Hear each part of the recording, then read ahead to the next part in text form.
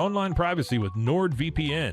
Browse securely, access content from anywhere, and keep your data safe with military-grade encryption. NordVPN.com. That's NORDVPN.com.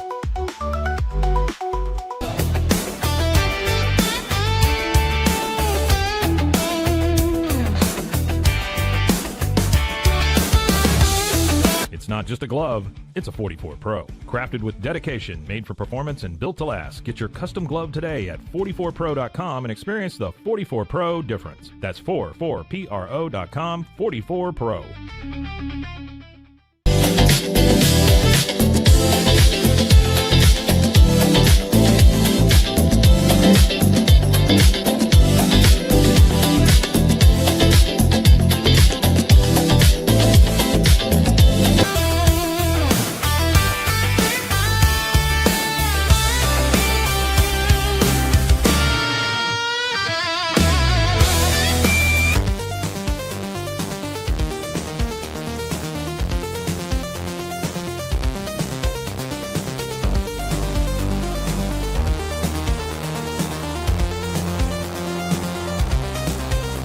Our patented handles were launched in 2018. We continue to push the boundaries of strength training. Join us in making your training more natural and effective. Visit Engels90.com to learn more and revolutionize your workout.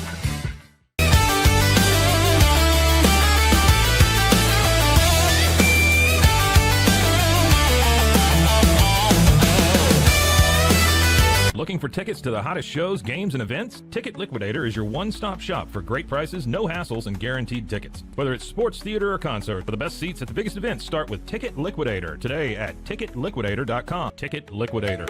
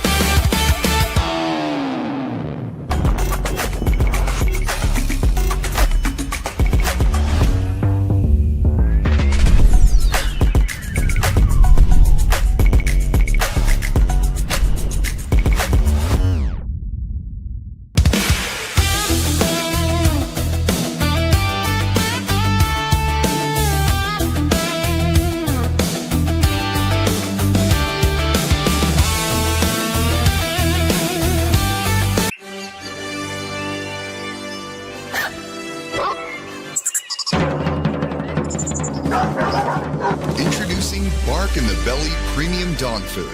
100% of profits go to help dogs in need. Over 30% of adults struggle with chronic foot and joint pain, and many face mobility limitations as they age. But a revolutionary Comfort First slipper has taken the wellness world by storm. Try Cloud Slides and feel you are walking on the clouds. Cloud Slides.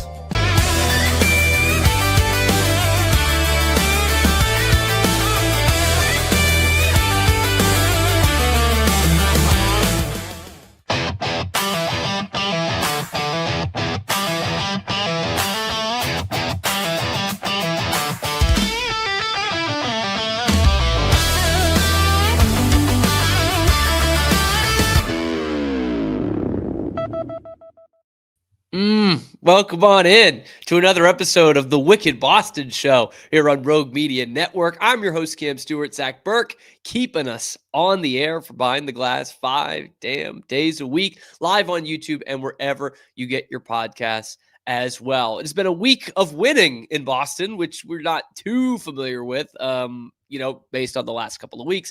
But in today's episode, we're going to talk about how the Patriots can keep their winning streak alive and push it to 6 wins in a row against a tough Atlanta team. Like, this Atlanta team can absolutely make them stub their toe. We're going to talk about the 3 keys to victory for the Patriots on Sunday against the Falcons. We will also have Garrett Chapman of 92.9 The Game, the official flagship radio station of the Atlanta Falcons, joining us in the second segment to preview all things about this game, whether Michael Penix will play, whether it will be Raheem Morris's last game as the head coach of the Atlanta Falcons. We'll talk about that. And then to get you into the weekend on a Friday, we're going to talk about, Zach and I, the worst thing going for sports fans right now. ESPN, YouTube TV, they are at it again. Just little sisters of the poor can't come to a fair deal. And we're going to break down just how hard it is to watch sports in 2025. It needs to stop. All that and more coming up on this episode of the Wicked Boston Show. As I mentioned, it's been a winning week in Boston, for sure. It's been a winning month for the New England Patriots. Here in Boston, we are in our Marat Husnadinov and Josh Minot era, and firmly entrenched in the middle of the Drake Maye era as well. The Patriots look to make it 6 wins in a row against the Atlanta Falcons as their victim this week. After starting 1-2, they now sit at 6-2 atop the AFC East. But this Atlanta team is really tricky. We're going to give you 3 keys to victory for the Patriots and what seems like in 10-2 get the car in the garage kind of game. But I assure you it's not. This Falcons team is weird, okay? They're 3-4 on the year, okay? They're 1 game away possibly from firing their head coach, but their 3 wins this year have all come against good football teams. 3 teams that all made the playoffs at 12-plus wins last year. They have a common opponent in Buffalo. They've both beaten them.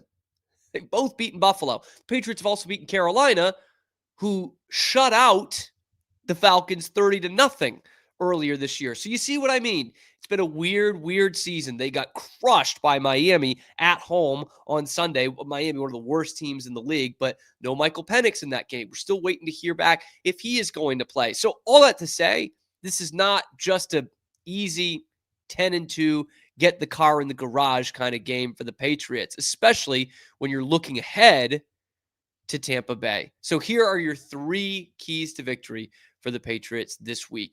Number 1, get off the field on the first drive. Like, not give up any points. Here's been a weird part about this winning streak is that the Patriots have fallen behind in every one of those games. And in 4 of the 5 games on the winning streak, the Patriots have given up points on the first drive. To go even further, twice it was against very bad quarterbacks, Spencer Rattler and Dylan Gabriel, who went down and marched all the way down the field and scored a touchdown on the first drive. So obviously the Patriots have responded. They have not given up 3 touchdowns in a game on this winning streak. They usually batten down the hatches like they have the last couple of weeks. But if Michael Penix plays, he might be the second best quarterback you've faced in this streak. Josh Allen's the only one that's better. You could argue Bryce Young, but they're both about the same this year. And so you have a better quarterback than you have faced most of this time, and it's one who pushes the ball down the field pretty effectively, just like New Orleans did against you and kept that thing close. So that is one where if the Patriots are on the front foot, that changes a lot and actually weakens the Falcons a lot with what they're good at. But it looks like it's going to be Penix, but if Kirk Cousins is playing in this game, we don't need to do the segment. There's no keys to victory. If the Patriots just put their pads on and Drake Maye plays, they will beat a Falcons team if they're led by Kirk Cousins. If Michael Penix is out there, which it looks like it's going to be, they need to get off to a better start than they have. Because if they don't and they're playing from behind, it's going to play right into the Falcons' strengths. I know. Of course it does. So cliched. But there are some things that the Falcons do that I'm going to talk about in the 3rd key to the game that would absolutely put them on the front foot if they go up even 3-0 in this game. 2nd key to the game. You would think Bijan Robinson is the Falcons running back we need to focus on the most, but you would be wrong, my friends. 2nd key to the game is to keep Tyler Algier to single-digit carries. Why are we even doing this? Like, Bijan Robinson's one of the biggest threats in football. Hasn't really shown it the last 2 weeks, since that massive game against the Bills where he had like 250 AP yards. He's gone under 3 yards a carry each of the last 2 weeks. But when Atlanta really gets into a groove, it's when they're throwing both backs at you. Bijan Robinson and Tyler Algier. Just a couple of Big 12 guys. He's had 10 carries in 4 games this season, Algier has, and 3 of those were the 3 Falcons wins. They try to feed him when things are going well. They get a little thunder and lightning going on, but he's not a go-to guy when they're trailing in a game. When you limit him to single-digit touches, you're going to win the game. That's what the Falcons' schedule has shown you so far. If he's getting the rock a lot, that's not a good sign for the Patriots. It means the Falcons are getting what they want offensively. They're getting into a groove. They're running the ball down your throat, which is something that has not happened against the Patriots at all this year. Nobody's ran it down their throat. And to go back to Bijan Robinson, because of course he is, the number one guy you need to key on for this Falcons team. In all of their wins, he has had 75 plus yards. And in fact, every time he's had 75 plus yards, the Falcons have won, except for week one. That was the only time. So if he's under 75 yards, they don't win. The Patriots, which is a slept-on stat so far this year, the Patriots are the only NFL team in the last 75 years to not allow a 50-yard rusher through the first 8 weeks of the season. 75 years since someone's done that. 1950 was the last time a team dominated against the run the first 8 weeks of the season like the Patriots have. Mike Vrabel has built a historically good defense in terms of how they play against the run in one season. Now, they've had some close calls. I think both Chuba Hubbard and James Cook got to 49 yards, but they've not allowed a 50-yard rusher this year. And if they finally do give up a 50-yard rusher to Bijan, they still have 25 yards of wiggle room before it becomes a near certain Falcons win. Obviously, Bijan is the more dangerous of the two backs, but Tyler Allgeier's numbers are more indicative of what the Falcons are going to do and how they're going to do than Bijan Robinson. Key number 3 to the Patriots' victory finally looks at the Patriots' offense, and that is 80 all-purpose yards for TreVeyon Henderson. If you get that, you're feeling pretty good. Went with TreVeyon for a key to the game last week, and that was more receptions-based, and he did have himself a good game, so I was like, I'll run it back. He gets you a man that could do both, okay? That is where Henderson helps you this week, big time, okay? Because, he obviously had the big game last week all on the ground for 10 carries for 75 yards, but it was the second straight week that he didn't have a reception.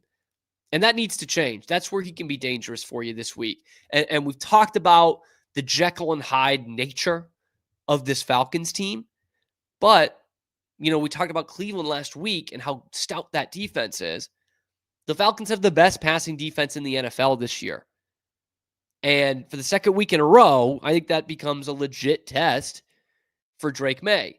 Now, the Dirty Birds are a little banged up on the defensive side of the ball, too. It sounds like they're going to get some offensive guys back this week, but defensively, they're a little banged up. No Billy Bowman in this one, the former Oklahoma Sooner, but they were dominant against the pass going into last week. They had their worst defensive performance of the year. They gave up 4 touchdown passes to Tua Tagovailoa, who was coming off back-to-back weeks with 3 picks, and they allowed Tua to have a 138 passer rating, 53 points higher than the Falcons team average against them this year. He torched them. And what is Tua great at? Checking it down, baby. Checking it down. Short pass to set up the deep pass, and the deep pass doesn't often come. With the Falcons, as good as they are in coverage, the check down can absolutely be your friend this week, Drake Maye. No one will hold it against you. And Henderson was pretty elusive last week against the Browns. And that's where you're talking about short passing game, yak. It all fits in to how TreVeyon Henderson can help you win this game. That could really, really be the difference. You got to get him more involved in the passing game. Antonio Gibson wasn't going to give you much of that, but neither is Ramondre Stevenson. We know with these Josh McDaniels offenses, you need to get something out of your running backs in the passing game, especially in a game where you're facing a pass defense that's as good as the Falcons, because they really are that good. So TreVeyon Henderson, 80-plus all-purpose yards. I don't think we're asking for a lot there. We just need to see more of him on third down and some more of him toting the rock. I thought they had a good balance last week. I really did with him and Ramondre Stevenson. But he's going to need to be a threat out of the passing game again He had receptions the first 6 weeks of the season, 7 weeks of the season, and hasn't had any in the last 2. If they're able to do that, then it's going to be pretty easy, I would say, against the Falcons on Sunday.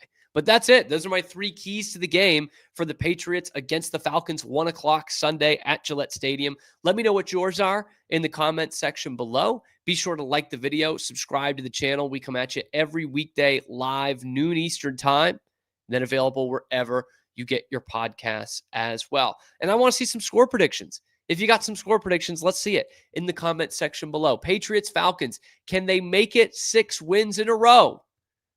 Well, either way, I'm going to put some money down on it. We're going to take a quick break. When we come back, we're going to have Garrett Chapman of 92.9 The Game in Atlanta, also writes for Sports Illustrated, to preview every angle of this Patriots-Falcons matchup on Sunday. We're going to take a quick break. We'll hear from our friends over at DraftKings, and we will have Garrett Chapman when we come back on the Wicked Boston Show.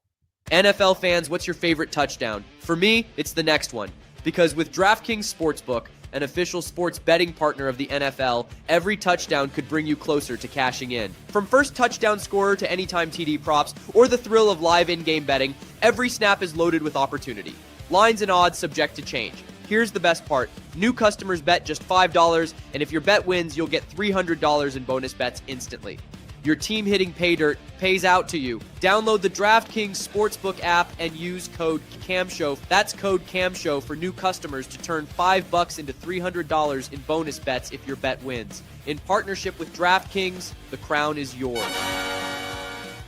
Gambling problem? Call 1-800-GAMBLER. In New York, call 877-8-HOPENY or text HOPENY 467369. In Connecticut, help is available for problem gambling. Call 8887-897777 or visit ccpg.org. Please play responsibly. On behalf of Boot Hill Casino and Resort Kansas, pass-through of per-wager tax may apply in Illinois. 21 plus age and eligibility varies by jurisdiction. Void in Ontario. Restrictions apply. Bet must win to receive bonus bets which expire in 7 days. Minimum odds required. For additional terms and responsible gaming resources, see dkng.co/audio. Limited time offer.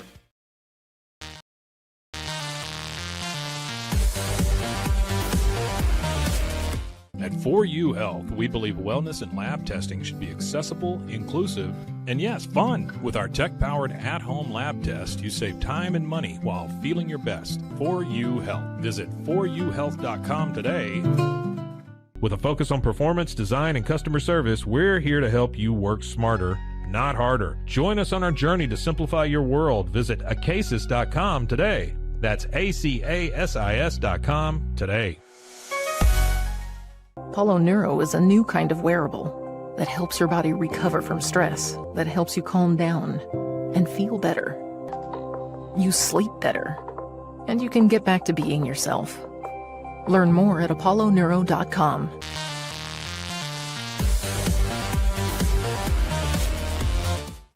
But boy, it looked effortless. Man, watch this. Layups, floaters, threes. He was like an unsolvable equation. I was born like this. His resilience, his strength, his belief, adversity never stood a chance. Know your power.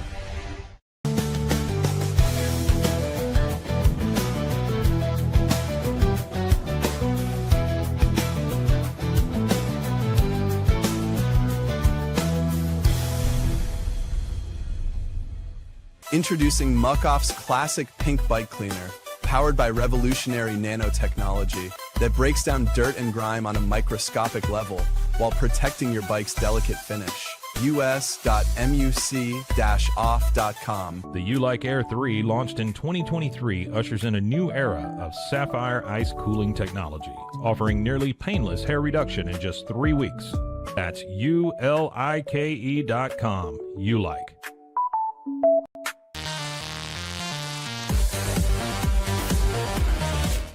Back here on the Wicked Boston Show, Rogue Media Network. I'm your host, Cam Stuart. Zach Burke keeps us on the air 5 days a week, live on YouTube, and then available wherever you get your podcasts as well. We're talking all things Patriots, Falcons. I know so many of you were like, man, I can't wait to tune in to the Wicked Boston Show today. Can't wait to hear what Cam has to say about that Murad Husnudinov overtime winner against the Sabres last night. And for the first time, he picked 2 different anytime goal scorers for the opponent and only 1 for the Bruins. And 2 of the 3 hit, okay? That's what you get with DraftKings, man. The crown is yours. But today, we're talking almost exclusively about the New England Patriots. And when you're this hot, that's how you earn a spot on the Wicked Boston Show every day. 5 straight wins, looking to make it 6 against the Atlanta Falcons on Sunday. We have done our 3 keys to the game. Now we need to look at exactly how the Falcons can stub the Patriots' toe this week. No better person to bring in than Garrett Chapman of 92.9 The Game and the Falcons on Sports Illustrated. Garrett, I know this has been a long time, and I know you've probably heard a lot about this week, but is there still a little animosity between the Falcons and seeing the Patriots on the schedule? It's been 9 years. No, there's absolutely a little animosity. There will always be animosity until they win a Super Bowl. No, we still think about that 2017 game too. That game up in the fog and everything. Fog, yeah. That was a tough game. We don't really have a great history together. Let's just put it that way. I still have a Matt Ryan jersey back in that closet over there. It's got the L1 on it. I can't wear it. So absolute bummer. But you know what? At the end of the day, we got to move on. But easier when you win. Not quite when you blow a 28-3 lead. That is a big time bummer, man. I get you. There is a youth medium Teddy Bruschi Super Bowl 42 jersey that's gone to someone less fortunate. You just can't wear it after that. No. You just know the pain and what had come from it. But it's 9 years later. It's 9 years later. But it was a one shot, man. I mean, well, looking in hindsight, it's just one of those tough things. But you know what? You live and you learn. And I was in college when all that went down. And that was a tough night. So was I. We were much younger men, Garrett. But talking about this Sunday, it's a hot Patriots team. It's been a Falcons team that has been really up and down. A lot of Jekyll and Hyde. I think maybe the biggest benefit is that they are facing a good team in the Patriots, but they got to get healthy first. So first off, what's the word? Michael Penix, Drake London, are they playing this week? I would think that they will be. So the thing with Raheem Morris, he's kind of not very loose with his information. Let's put it that way. It was everything with Michael Penix. He was playing up until very late on Friday, and then Saturday, that's when you officially got word that Kirk Cousins was likely going to be the guy.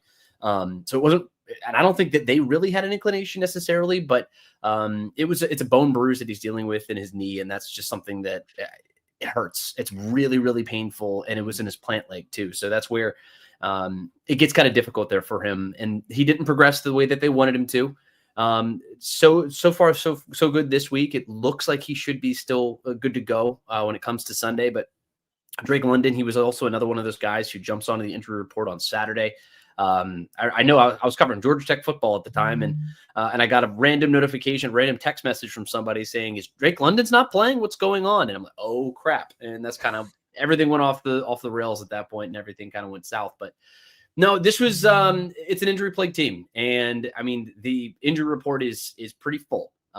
Fortunately for them, the DNPs, the did not practices, there were none yesterday, so they were all limited. But the groups of limited players are several starters, so it's pretty deep in that regard. But I'm expecting that they should be relatively healthy. But we'll get more information as of today. And Penix, man, a bone bruise for guys of advanced age like that. It's difficult for a guy who's like older than us. It's difficult to come back from, trust me. But looking at that, obviously the proof was kind of in the pudding last week for what I'm about to ask you, but how much of a difference does that make when it's Penix under center than Kirk Cousins? I don't think it's as big of a difference as the score line might have indicated. I think the issues that came weren't necessarily at the quarterback position per se. Kirk didn't look good. You can look at the score and tell that he didn't look good. You can watch any of the game and you can tell how poor he played. But it all comes down to the offensive line, and Raheem Morris effectively laid it on their shoulders throughout the course of this week. This is a veteran offensive line. They entered the season as one of the expectations of being one of the better units in the NFL, and they have been at times. You go back to what they did against the Buffalo Bills just a couple of weeks ago, And I mean, you look at the Minnesota Vikings, the game that they had in that one, they have the potential of unlocking and unleashing really a relentless offensive attack with Bijan Robinson and Tyler Algier in that rushing game. But it just hasn't really come together consistently. And Raheem Morris laid that on their shoulders and effectively blamed them for the loss. But I mean, if they come out and they put together a good performance, I got my dog in the background. Sorry about that. I get that. It's a run. It's a risk I run every day. Every day. Yeah. But this is something where if you run the football effectively, then the Falcons have give themselves a chance to win. Like if they hit 100 yards rushing, they're 3-1 on the season. If they don't, they're 0-3. That's pretty much what this game is going to come down to. And I know the New England Patriots have a pretty good rush defense. Yeah, best rush defense in the NFL, which complementary to that is the team on the other side. The Falcons have the best pass defense in the NFL, but last week was a bit of a struggle. You know, Tua comes in having a Tua year. In fact, the last good game you'd had before that was, I believe, against the Patriots. Back-to-back weeks of 3+ picks. And then he goes out and throws 4 touchdowns against the Falcons last week, has a passer rating 50 points higher than the average that they give up. Kind of a renaissance game, so to speak, for Tua. But maybe it's just the injuries, but exactly what went wrong on the defensive side on Sunday? Injuries. And that's really what it comes down to. For me, it's that simple. And it sounds like it's an excuse, but when you lose a guy like Divine Diablo, who has been the centerpiece of this defense, I mean, what he can physically do is not something that a lot of players in the NFL can do. I mean, he's got arms as long as Jake Matthews, our starting left tackle. He runs like a safety. He's a former safety from when he was in college. And he's as bigger than any linebacker, you know. There's some freaks on this Falcons team. Sorry to interrupt you, but there are some freaks when you think back to Diablo and Robinson and Kyle Pitts. Even still, I'll still call him a freak. Like there are some dudes here. Yeah, there are. But Divine was probably the most important player for this Falcons defense. Like if you had come to me and said, "Hey, Garrett, you have one player that you can't lose off of this Falcons defense, who's it going to be?" It's Divine Diablo because of what he allows the rest of your team to do. His recovery time, when you talk about he gets back into coverage and he's able to kind of throw his arms up and be a menace. He can rush the passer effectively. He's sideline to sideline. He's pretty fast in that regard too. I mean, he was such a linchpin for this defense and the biggest reason why they've taken off in the way that they have. This is still a steady unit, but they just missed him. JD Bertrand is the guy who stepped into his place, and you can't miss him. He's got the big helmet thing that people are wearing on their helmets nowadays, and he's just a step slow. And the Dolphins went right at him all afternoon, and it wasn't. I don't think it was as reflective of a performance for the Dolphins as much as it was. They just went after one guy basically, and they kept a substitution package that was going to keep him out on the field, and then they just kept kind of going after him, and the Falcons just didn't have much of an answer.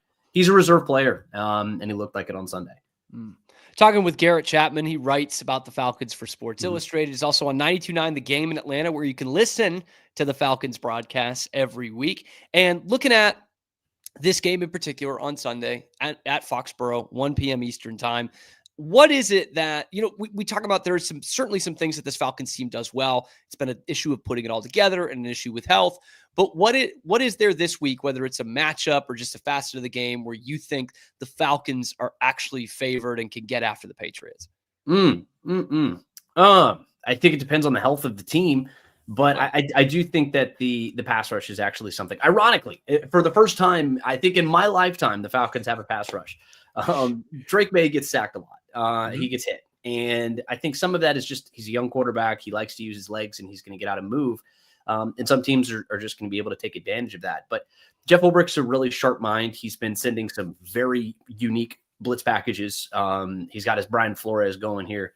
And he's done a really good job this year of getting pressure on opposing quarterbacks. And, I mean, this guy has been very, very good. He's led this renaissance of Falcons football. And I mean, in one regard, I mean, if you can get some pressure on the young quarterback, maybe you can force a turnover or two. And that's really what this team needs. I mean, you go back to all the games that Raheem Morris has been here in Atlanta, that he wins the turnover margin, he's 8-0. That's a pretty clear sign that you need to win the turnover margin, because if you don't, it's not great here for this Falcons team. So if you're facing a younger quarterback and you're able to get some pressure, maybe you can force a mistake. Maybe you can punch that ball out. That's probably their best hope of potentially going out and shaking them up and getting an upset. If you needed another reason to win the turnover battle, there it is right there. Yeah. There it is. Let's talk about Raheem Morris a little bit. If they lose this week, are we like death marching to the end of the Raheem Morris era? In my personal opinion, yes, but I don't think that you're going to have a lot of moves necessarily, unless. So we have the Falcons have to go east across the Atlantic Ocean after this week. You play the Red Hot Patriots team in Foxborough. Then you got to go to Germany. You got to play the Colts. Yikes! I mean, shorter flight. It's a brutal 2-game stretch, and then you have to come back to Atlanta on the shortened week, and you have to play shortened just because you're coming from Europe, and you play a Carolina Panthers team who already beat you by 30 points. Yeah, and if you lose to a Panthers team again for a second time this season, this time in Atlanta, and that would also be potentially a 5-game losing streak in the middle of the season, then I don't see many people surviving that necessarily. I mean, this is a team who hasn't made the postseason since 2017. Ironically, like we joked about at the beginning, the last time the Falcons and Patriots played each other, that was the last season that this team made a run to the postseason or even had a winning record. So this team has been much better of a football team than its record might indicate over the course of that time, but they're just woefully inconsistent. And whether it's injuries or anything else that stacks up on them, they just haven't been able to put a full season together and get some wins. They can't stack wins. Perfect example of that is earlier this season. You go beat the Commanders, you go beat the Buffalo Bills, and you look dominating in both of those games. Then you flip the script and the 49ers kill you. I think they dominated that football game. You weren't really able to get much going on offense. And then what happened last week? 24-point blowout loss to the Miami Dolphins, and just an inexcusable loss to the Miami Dolphins. So, I mean, as far as what Raheem Morris's future looks like, I mean, not good, I would say. If you're able to go to Foxborough and get a win, I think that would kind of flip your fortunes a little bit. I think you got to go 1-1 in these next 2 games, because if you lose both, your odds of going to the postseason or even having a winning record are very, very slim. Yeah, it just sounds like all those things add up to a coach getting fired, right? Like that's all the classic things, of we talk about they've got freaks on this team. There's clearly some talent. Quarterbacks come along fairly nicely, right? Like, and it's just, and you beat good teams, you lose to bad teams. Like that is just a perfect combination for a fan base wanting a coach out anyway. And it's also the fact that you're on a general manager who's on a second head coach. So when Thomas Dimitroff was fired back in 2021 2020, alongside of Dan Quinn. When that happened, you go and you bring in Raheem Morris, you bring in Arthur Smith, and you bring in Terry Fontenot. And Terry, I mean, he's done okay. I would say he's been fine. I'd say they overachieved early, and then Arthur Smith got fired. And in the NFL, you don't get 2 head coaches. You certainly don't get 3. And so it's based off of that timeline. You haven't been able to get the results. And if you move on from Terry Fontenot, then there's no way that you're going to retain Raheem Morris, because you're going to have a new general manager and you're going to have a new guy who wants his own guy. So that's just the timeline. It's just a little unfair, I would say, to Raheem Morris, but that's the nature of the NFL. You want to play a little what if game real quick? Happy to, if I may. Now that we're talking about Raheem Morris, and I know you cover the Ramblin' Wreck, so you know quite a bit about ACC football. You've seen it this year.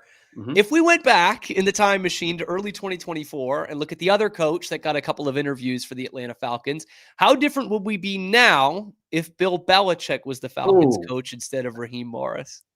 Oh my God. Well, we talking about what's her name? What's Jordan, of course. Jordan, whatever her face is. No. Yeah.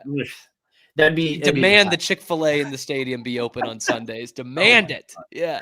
Oh Lord. No, that is a they dodged a bullet. Let's just put it that way. I have all the respect in the world as any person or fan of the game who respects everything that Bill Belichick was and is and everything else. But him coming to Atlanta would have been a bad marriage. Not even just because of 28-3 and there's some animosity. There are a lot of people in the city who don't even want to, they were pissed off that they even interviewed him. But it would have been a toxic situation. And I don't think that Bill Belichick's best days are in front of him, certainly. I don't think he has many really good days in front of him at all, and all due respect to him. I know he just really wants to go get Don Shula's all-time wins record. That's really what it came back to. And Arthur Blank, he's a good owner. He's a good man. But there are also some other people in the room who I heard did not want Bill Belichick to come in and kind of take over like he has a tendency of doing. And I don't think that it would have been a good marriage at all. So I'm grateful it didn't happen. I'm a big fan of Raheem. I mean, I don't want anybody else, any of your listeners or anything like that, to think anything different. He's a good guy. I think he deserves a good shot. He's a good football coach, and the players love him. And I'm glad that they went and got Raheem Morris. It's just, you got to win, man. You got to win, and that's really what it comes back to. But thank God it wasn't Bill. That's all I can say. That would have been fascinating because, it wouldn't be as bad as Carolina, just because in college football you can really kind of bottom out like that if you don't have a roster. But I don't think it would have been good. And at that point, when you're voting for the Hall of Fame, you probably don't really care about what he did at UNC. It's in the back of your mind, but you don't really care. But if he fails in Atlanta, then it becomes like a George Seifert situation where you're like, did this guy just coach himself out of the Hall of Fame by having this terrible stretch in Atlanta? Would have been hilarious and would have made for quite a buildup this week. I mean, quite a buildup if it was still Bill Belichick there. Last question for you, Garrett. Looking ahead at this game on Sunday, I'm not going to ask for score prediction or anything, but what needs to go right for the Falcons to stop the Patriots winning streak? You got to run the football. You got to run the football. And I mean, that's what's going to decide this game. It's going to dictate everything. If the Falcons are able to run the ball, they're going to give themselves a chance to win. I mean, the best player on the field on either side of the field is Bijan Robinson. And I mean, Raheem Morris has called him the best player in football. I believe him. It's just he hasn't had an opportunity to get going in these last 2 weeks. And when the Falcons get him going, and this offense explodes. I mean, they've shown the capability of doing those things. It's just ever since that first half ended against when Drake London's pushed out of bounds against the Buffalo Bills, they haven't really been the same. And a lot of that comes back to their ability to get Bijan going. And if you can do that, I think they can run with just about any team in the NFL. It's a question about doing it. And the thing is, it's not just running the football too with Bijan. This is a guy who can get going in a lot of different ways, right? I mean, he can hit swing passes. They actually worked him out when he was coming up through the process. They worked him out as a wide receiver. I mean, the guy is as versatile a player as there is in the NFL. And if they can get him up to over his 100 scrimmage yard type of mark, where he was averaging about 150 scrimmage yards per game, which is just nuts to think about in the NFL. But that's what he was averaging. And if you can get him back to that, then the Falcons will have a good opportunity to win this game. It's just Vrabel, man. That's a good coach. And he knows, and you talk about Bill Belichick and the guy who knows how to take away the best player on an opposing team. That's what Vrabel's going to be looking at. I saw in practices, you guys had multiple guys wearing the number 7. Yep. And it's not for no good reason. Let's put it that way. He's going to be the best player on the field on Sunday. He'll be the best player on the field just about any time he plays. But Falcons got to get him going. If they don't get him going, it's going to be a long day. Hey, this is an interesting matchup in that the Falcons beat good teams. Mike Vrabel's reputation for beating good teams and losing to bad teams. So Falcons are somewhere in between right now. But you could legitimately have the NFL MVP and the Offensive Player of the Year playing in this game. Maybe. if it happened right now, one of Drake Maye or Bijan Robinson is winning MVP and the other is winning Offensive Player of the Year. So you could have that. Garrett, we will have some Patriots fans looking for more Falcons coverage before we get to Sunday. So real quick, before we get you out of here, how can people find your work?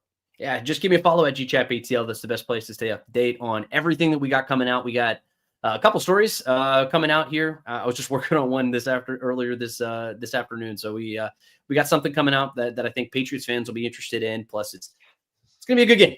It's going to be a good game. I'm excited for this one, and it's a must-win for the Falcons. So you'll come out with a team kind of bruised and battered, looking to hopefully come out and do something in this game. That's what they'll be counting on. Can't wait. I know Patriots fans are not going to be taking this lightly, especially after this. So, Garrett, really appreciate your time. Thank you so much. Of course. Always a pleasure. There he goes. Garrett Chapman, 92.9 The Game in Atlanta, as well as Sports Illustrated, Atlanta Falcons on Sports Illustrated. So check out what he's got cooking as we give you all angles of Patriots Falcons coming up on Sunday. Let me know what you think about this game in the comment section below. Be sure to like the video, subscribe to the channel, find us wherever you find your podcasts, and live on YouTube every weekday, high noon Eastern time, as your alternative to Boston Sports Talk Radio. Coming up next, we're going to bring Zach into the fold because for whatever reason, sports don't want you to watch it. And it's happening again. ESPN, Disney, YouTube TV. Why is it as hard as it's ever been in the TV era to just watch sports at a reasonable price? Let's talk about it next on the Wicked Boston Show.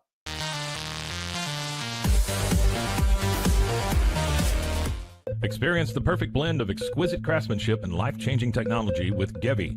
Every product is built with precision, featuring specialized parts that ensure durability, efficiency, and safety.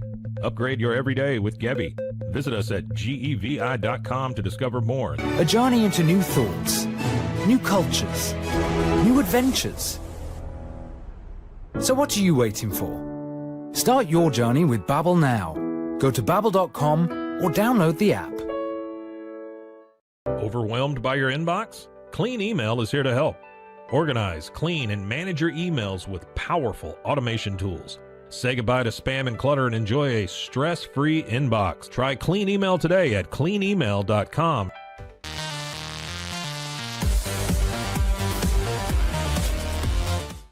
Better sleep, inspired by nature. Your back, hips, and shoulders will fall into perfect alignment in any position, meaning that you get deeper, more comfortable rest. Visit ecoterrabeds.com. Is your Mac running slow? Mac Booster 8 is your all-in-one solution to clean up 20 types of junk files. Get your Mac running like new again with Mac Booster 8. Visit macboost.net today. Tervis is all about staying hydrated. Each product is built to last and comes in endless designs to match your personality. Stay refreshed and express yourself with Tervis. Visit tervis.com today and find your perfect tumbler. The You Like Air 3, launched in 2023, ushers in a new era of sapphire ice cooling technology, offering nearly painless hair reduction in just 3 weeks. That's ulike.com. You like.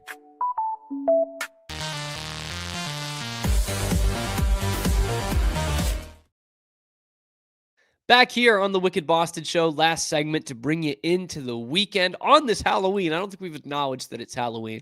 I'll be at a Halloween party tonight. I know Zach Burke is going to be there, at least in spirit. Let's bring Zach in here. He's usually behind the glass. I'd like to take him in front and really get this party started. Zach, do you have any big plans Halloween? It's actually my son's first birthday, so we're having a birthday party. I didn't know it was on Halloween. I knew it was this time of year. Yeah, no, he was a camera Halloween looks great, baby. by the way. Thank you. Camera looks phenomenal. This is, I know it does. I look nice and crisp and clean, not like my usually blurry self. I stole an extra camera from Mike. So, there you go. There you go. But yeah, no, we have birthday stuff today and tomorrow. Like we have a family party tomorrow, but might go do some stuff. No trick or treating or anything like that. I will. One spirit. Yeah. Well, you even dress him up as anything? As a kind of as part of a pumpkin. Okay. The reason I'll say kind of part of a pumpkin, he hates hats, so that didn't stay on. So he's like a pumpkin body for a little bit. But the funny story is he also really doesn't take after you in that sense. No, you and I both love hats. We both wear a lot of hats. Well, I'll just add this bit and then we can get into what we're doing. We also got him an elephant costume. It's like just a onesie zip up thing, and it has a hood. That's the elephant part. So I pulled it over thinking same thing. He's going to pull at it, and he's tugging at it. And I'm like, oh, but it looks so good. And as soon as he heard me compliment him, he stopped and he just started grinning. So that's the thing. I just have to let him know that he looks good in hats and we're set. So, and it's funny. You and I are both like into sports history as well. And I know this kid's going to be, because I know who his favorite Texas Rangers player is going to be already. Oh, yeah? And it's going to have to be Adrian Beltre. Oh, absolutely. I mean, talking about a guy who doesn't like stuff on his head. I mean, it just writes itself, man. I would have taught him that, but yeah, he'll have something in common with him. So I have to go to one tonight. I'm really feeling like dog shit right now. So it's going to be, and then we have a flight at 7 a.m. tomorrow. So it takes off at 7 a.m. So that's going to be. Are you going to sleep tonight? So, I don't know, man. I'll either sleep too much or not at all. I don't know. And I'm real quick. I suck at sleeping on planes now. I don't know what it is. My fiance can do it just fine. Just fine. I can't. I used to be able to all the time. I'm just such a, like, I'm way more of a nervous flyer than I was like 3 years ago. And I really don't know what changed. Not like going to hyperventilate or anything, but clammy hands. I can't fall asleep. I'm a little fidgety. I need to get the Wi-Fi all the time so I could just like keep entertained. I don't know, man. Anyway, that's not what we're talking about. Do you take anything before? No, and I guess I some people should, like because I don't get like sick. That's the thing. And I don't know. Maybe I could just take some drowsy thing. The no-dose or, well, right? Well, are you like, do you want to stay awake or you want something? No, knock you I'd out? rather fall asleep. Oh, that's true. Can Yeah. you not, you got any Ambien or anything like that? Just, I could probably find some. can you, Going to a party tonight. That's Probably true. find all Well, kinds can of you stuff. just like somehow get, I know people, that's why I say that they just get high enough and pass out. So I have thought about that. I wouldn't do it for a morning flight, but certainly on like an evening flight where we're just like getting in late, I'd have no problem doing that. yeah. Yeah, because I don't get like super anxious when I'm high. I just usually pass out. So anyway, what we're talking I'm about just today. well, I mean, it's kind of a natural what's the word? Transition, segue, yeah. transition, because what isn't cool. There we go. There you go. It's 2025, and it is as difficult as it's been in, I'd say, like 20 or 30 years to watch sports. And that's really, really pissing me off, dude, for, a couple of guys who are not living lavishly that just want to watch sports. It's very difficult for us right now. Mm-hmm. And there's something else that comes up again, YouTube TV and ESPN, ABC, AKA Disney. Oh, we're already being taken down off YouTube right now.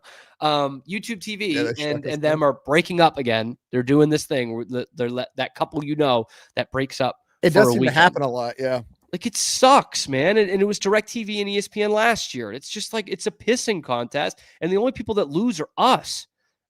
Despite our best, this from YouTube TV, despite our best efforts, we've not been able to reach a fair deal. And starting today, Disney programming will not be available on YouTube TV. That means you'll no longer be able to watch channels like ABC or ESPN or access recordings from these networks in your library. So here we are, a day before a college football Saturday, which ESPN carries a ton of, and we just can't watch any of it.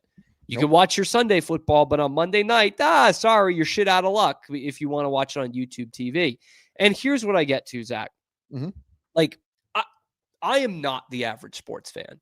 I watch more sports than the average sports fan. I have more teams than the average sports fan. I am watching college football, college hockey. I'm watching college basketball next week, but also pro football, pro basketball, pro hockey, pro baseball, soccer. I watch a lot of. And you know what that takes to be able to watch all that?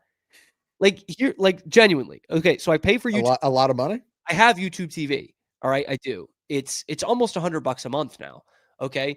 Plus, you're paying for Netflix to watch things. That's outside of sports. HBO has stuff now.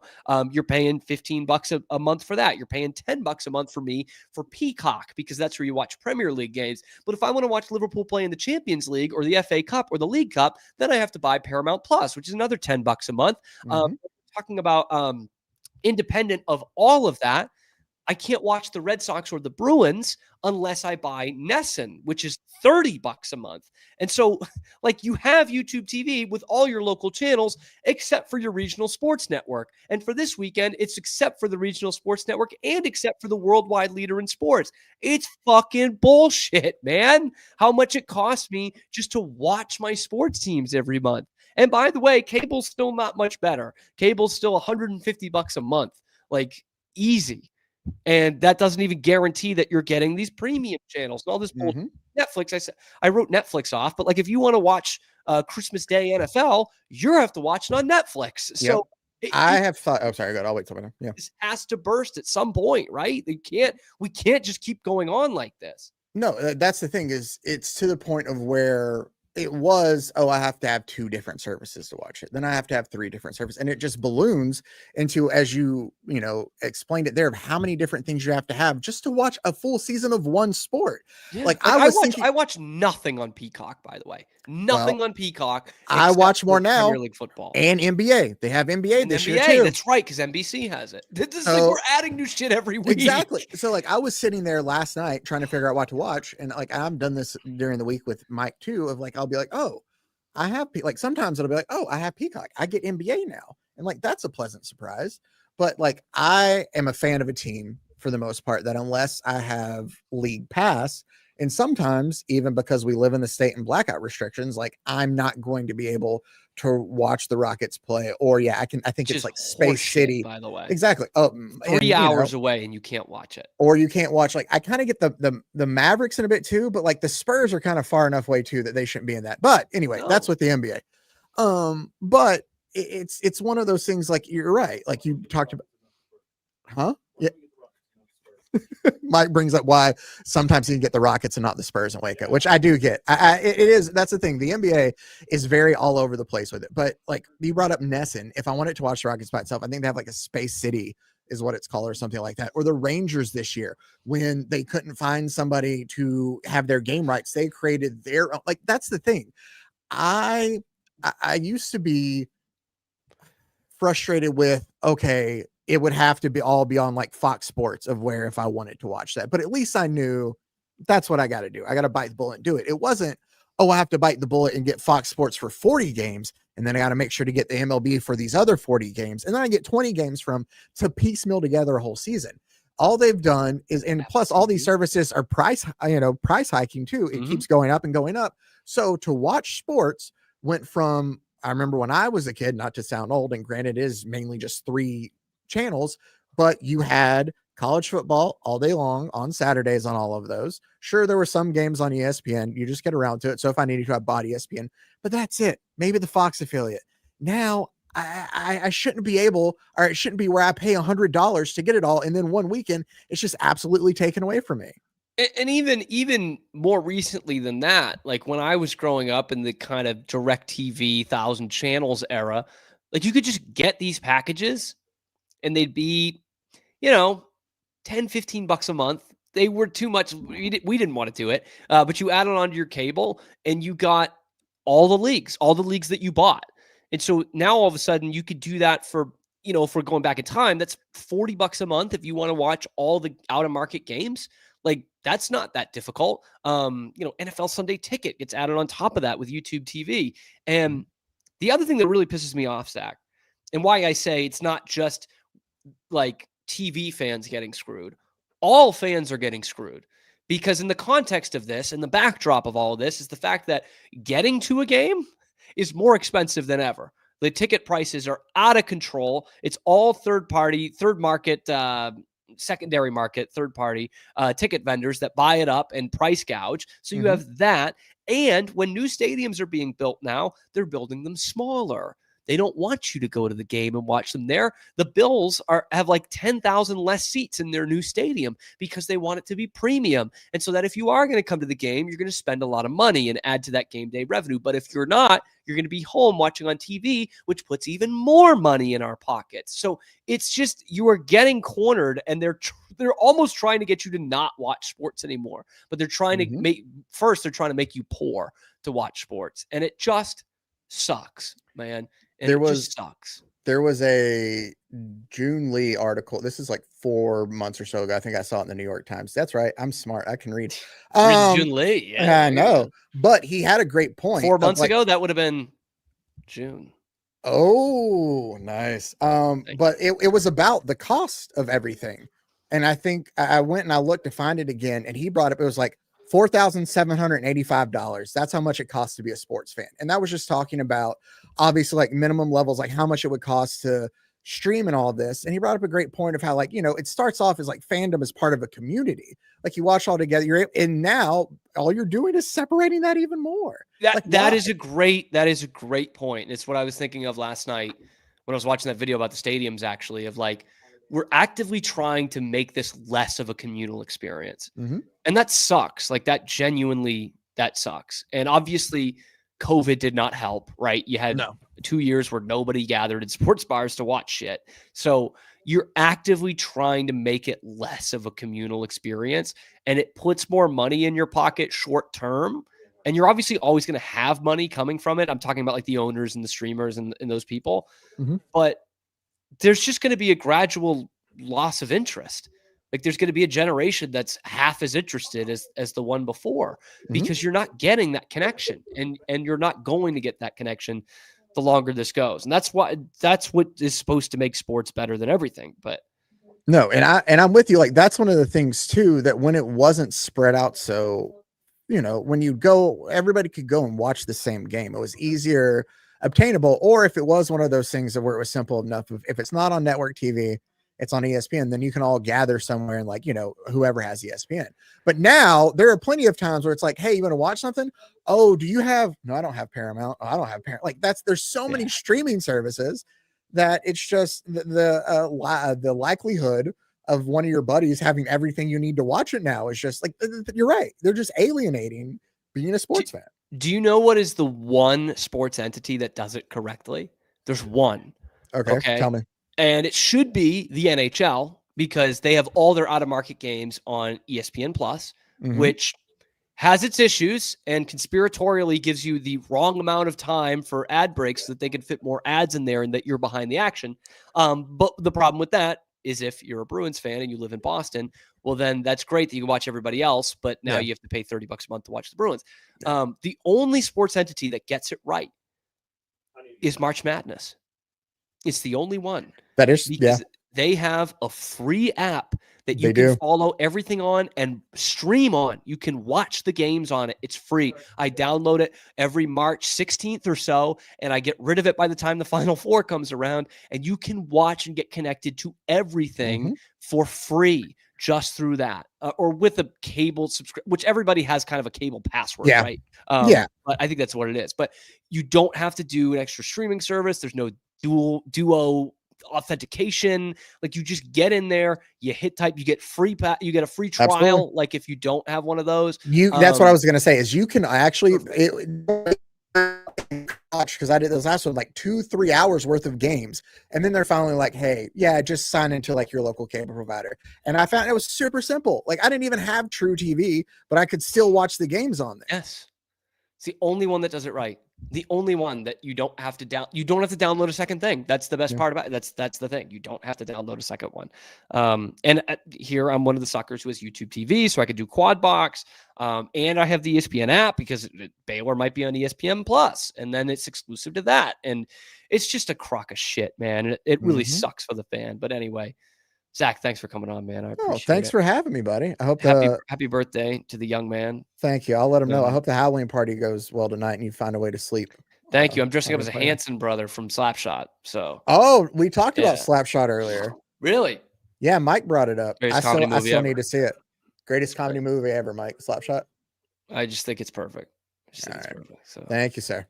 Yeah, thank you, Zach. And thank you, sports fans, for dealing with all this shit and also watching the show every weekday live at noon Eastern time on YouTube, and then wherever you get your podcasts as well. Your lunchtime alternative to Boston Sports Talk Radio is right here. I'm your host, Cam Stuart. Zach Burke, as you just saw, keeps us on the air. And we will see you on Monday on another edition of the Wicked Boston Show.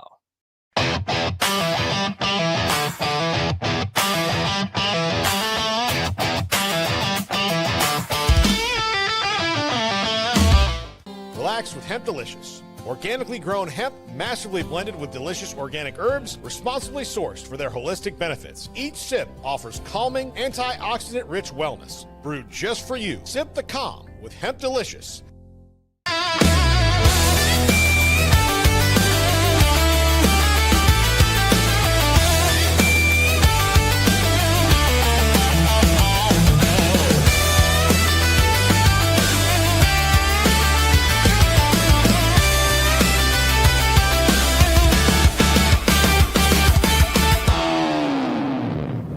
At Open Goal USA, we're revolutionizing training for both soccer and lacrosse with our innovative portable rebounders. Perfect for players of all ages and skill levels. Visit OpenGOAAALUSA.com and elevate your training today.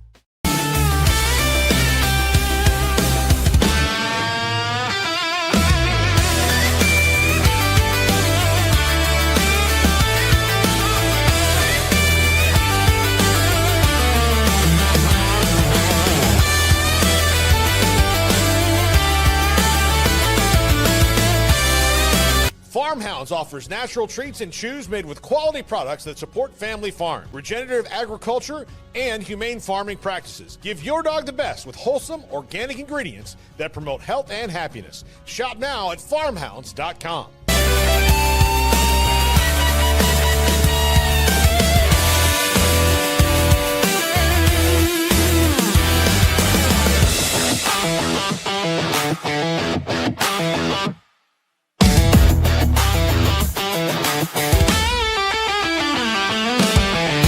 Get paid faster with Bill, the easiest way to send, receive, and manage your payments. No more delays, no more hassle. Whether you're a freelancer or a business, Bill makes payments seamless and secure, simple, fast, and reliable. Sign up today at Bill.com.